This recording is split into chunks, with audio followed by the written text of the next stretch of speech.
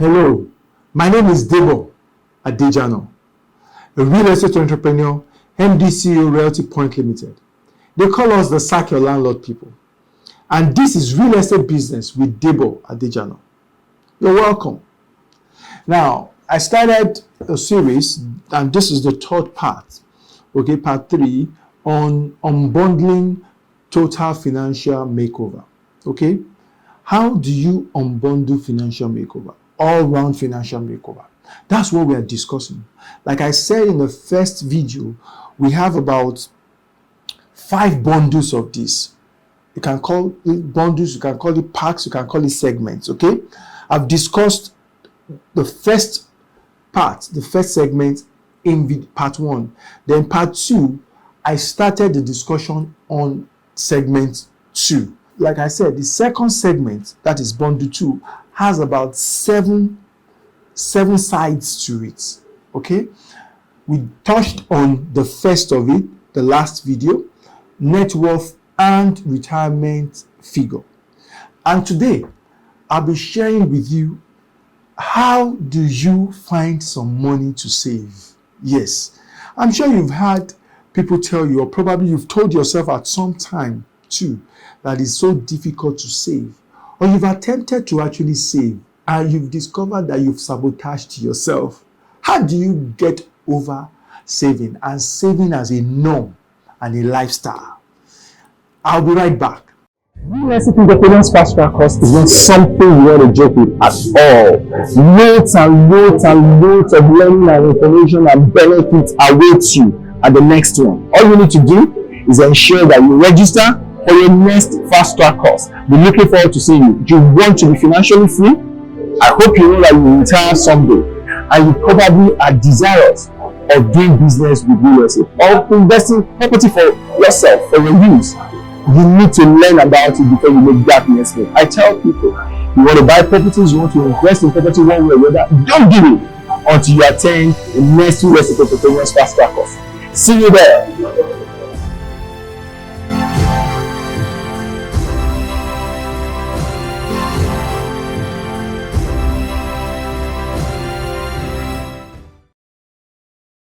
You're welcome back. Look, if we are not going to deceive ourselves at all, I'm not one to deceive you. Saving is a very important thing to do when you are planning towards financial freedom. It's an habit you have to inculcate. It's a discipline that you must ensure you have. You cannot hit with your 5 fingers. Things like that. You can't just hit all that you make. No, that's not how life goes. You must cultivate the habit of saving, because that's what helps you to be prepared the day opportunity knocks. If for nothing at all, savings helps you to be able to take hold, seize opportunities, okay? Take advantage of situations, simply because you've been prepared ahead. Like people say, lucky is when preparation meets opportunity. How do you prepare for financial freedom? Okay, is by saving. Then you can take hold of opportunities that comes your way. So I know that a lot of times people have reasons and excuses, I call them, why they shouldn't save. The primary one is, I don't earn enough. I don't make enough. What I'm making can barely sustain me. I don't make enough to save from. Hey, let me tell you, if you can't save from what is not enough, you can't save for what looks like will be more than enough. Because it only looks like it will be more than enough now because you've not started earning it. I'm sure you've experienced growth in earnings in life, and you've seen how immediately there is an increase in your earning. Also, there is an increase, a resultant increase in your expenses, if sometimes not more. Until you start to discipline yourself, that is the way life would go. Okay? So there are no sufficient, I tell people, you don't have any sufficient excuse under heaven not to be saving. However, I know that a few people have certain challenges. They've tried to save. They've tried their best to save. But they've not just been able to, because, I take myself as an example. I remember this episode in my life when I decided that, hey, I wanted to have a savings account and I want to be saving some particular money, amount of money monthly into that account. Long time ago. This was long time ago. And I went by myself, as I usually jokingly say, with my 2 legs, I walk into the bank, a certain bank, and I opened this savings account. And because my office wasn't far from the bank, every month end, once I'm paid, okay, I make sure that those days were not days of internet banking and all of that I'm talking about. So I make sure I get to this bank during my break period to save this amount of money that I've made up my mind I'll be saving monthly into that account. Now, I did that for a few months. Guess what happened? Something showed up, like it always does, that looks like, hey, if I don't take care of it, life is going to let loose. And I'll tell you how to handle such situations later on in subsequent episodes. Okay? Now, life showed up, and guess what? I convinced myself to go and withdraw this money, and I told myself I was going to make it up again into the account. So if I was, for example, for the purpose of explanation, if I was putting aside 5,000 naira, before, I told myself, because I'm spending this, whatever amount is there, and maybe 100,000 or whatever is there now, I will now be saving 10,000, which is not more than what I can do anyway, just so that I can make up what I've spent. And when I make it up, I can either now relax or continue on 10,000. That's what I told myself. I convinced myself. I sat myself down and I told myself that story, sold it to myself, and I bought it. Okay? So, with my 2 legs again, I walked into the bank. Guess what? I took the money. That was the last time I got to that bank. Till today, tens of years after, I've never been to that bank again. My balance that is there, of course, negligible balance, has been there and it's been donated to that bank. I will never be there again. That is the story of some of us. We've tried to save, but we've also sabotaged ourselves. Not with ATM card in your pocket against a savings account. That happens these days. They give you ATM card for a savings account. That account is not safe. It's not safe, man. It's not safe, So I tell people there is nothing safe in a savings account. There is nothing safe there because, if it is just an account, it's not safe. What you need to do, this is what you need to do. You need to create a structure that can take control away from you, make it easy for you to save, and make it difficult for you to withdraw. At least not as easy for you to withdraw the money. How do you easily do this? Do it through an escrow arrangement, for example, whereby you have a third party that you've given instruction to say, hey, I know some people walk up to their HR in their company and say, HR, please, before you credit my account, please, I want you to deduct this amount of money from source and put it into this account, or into this scheme, or into this whatever for me. Okay? They give their HR, their human capital department, that instruction, such that what hits their account is already less that amount. They don't get to see that amount, and it goes.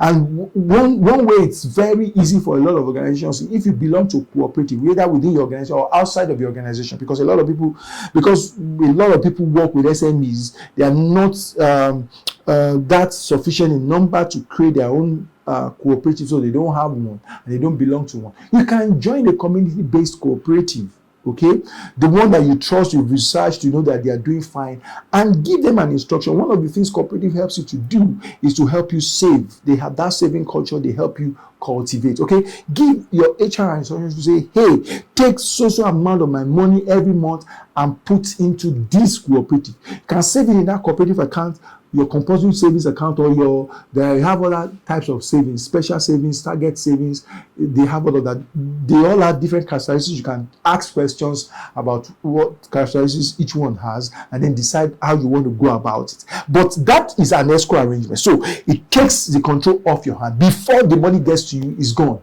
Okay, and this is it. For the cooperative, is even sweeter. You know why? Because the cooperative has this element of it. They allow you if you are so pressed, you don't have to withdraw your savings. You can borrow against it at a very negligible rate. Okay, yes, sometimes as much as low as 10% per annum. 10% per annum is less than 1% per month.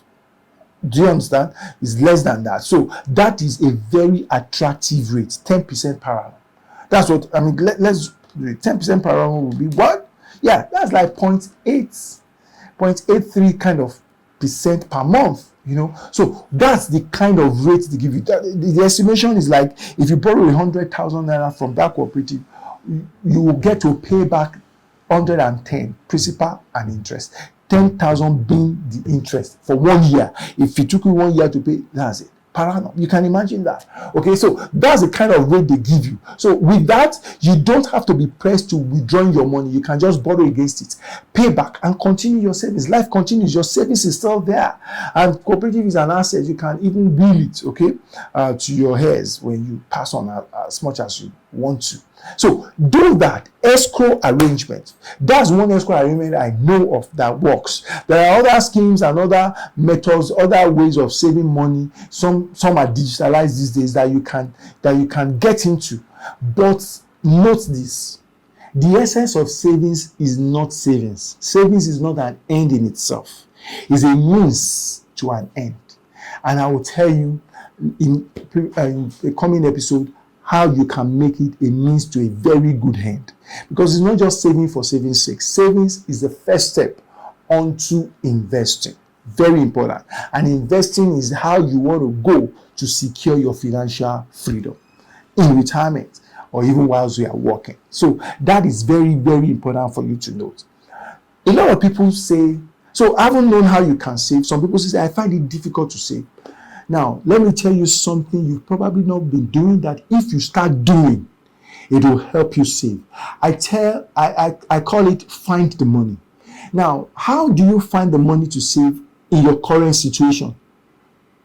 Do this. Start budgeting. Yes. Start budgeting and living by a budget. You will realize that your money will be more optimally utilized and you'll be able to find money within what you are currently earning to be able to save. If you budget, okay, if you plan your expenses before they are made, it will help you to be able to adjust and come to a realization or be able to save an amount off of what you earn that you can save. If, for example, you earn 50,000 naira and you want to be saving, let's say 2,005, that's like 5% of it, which is not bad to start with if you've not been saving at all. But what happens to you right now is that before your 50,000 even comes, it's gone. If you sit down and analyze how you should spend your 50,000, this amount for transport, this amount, and when you are budgeting, there are 4 basic things in budgeting. 4 basic things you must take care of, after which you can then start taking care of any other thing if you have money left over. But these 4 are your basic. Whether in retirement or while you are working, they are very basic. Food, okay? Transportation, if you have to move around, okay? Utilities, okay? And roof over your head, your rent. Those 4 are very important. If you cover those 4, you are ready to address any other thing. So cover these 4 first. Whether you earn regular income or irregular income, cover these 4 first. Once you cover these 4, you can spread the other money on every other thing. Once you cover these 4, make sure your next expense is your savings. Of course, this is not to downplay giving, okay? Especially if you're the type that you have faith. You know that this is a very important part of your life and of your faith. It's something that you should not even contemplate, negotiating. So that makes for you 5 important things. 5 basic things that you must cover, then savings. But you must ensure that you ration all of these 5 or 4 to ensure that it gives room for saving. And saving the amount you can, like 5% if you want to start with that is not a bad percentage. And then if you don't have any other money, okay, you can then start to take care of other things. Of course, you know that budgeting will help you scrutinize each item and ensure that you are optimizing them and all of that. So that is how you find the money. So if you found it difficult to be saving, I probably can guess right that you've not been budgeting. You've not been living by a budget. And really, financial freedom starts with financial discipline. And financial discipline starts with financial planning, which, the basic tool and element of that, ingredient of that, is budgeting. Okay, so that's it about savings today. Very, very important aspect of your financial freedom and how you can achieve a total financial makeover. If you've enjoyed the video, please click on the like button. Share it to your friends, let them know. Share it with people that you think would also enjoy it. If you have anything you want to pass across to us, maybe any topic you want us to talk about, any question you have for us, go to the comment section and drop it right there, and we will be attending to them. Okay, we'll be attending to them. Till I come your way again, follow me on my social media and use Debo Adejano, Twitter and Instagram. I mean yours sincerely, Debo Adejano. In the business of helping you, sack your landlord. Thank you. Thank you. I believe you've enjoyed the video that you just watched. You gained a lot, right? Now, let me share with you where they say it all starts. It's called the Real Estate Entrepreneurs Fast Track Course. It's a 2-all-day event. 2 days fully packed, teaching you about real estate, not just teaching you, showing you real estate stuff that you probably would not know. I'll be teaching you as a real estate entrepreneur or someone that is buying real estate for personal use or for investment, one way or the other. This is a course you don't want to miss. There is no tool of its kind in the market. It's the best that there is in the market, and you want to be there. Guess what? It is absolutely free. If it is about real estate and it is about investing, particularly in Nigeria, this is a course that you want to attend. For the value that you will gain, it is absolutely free.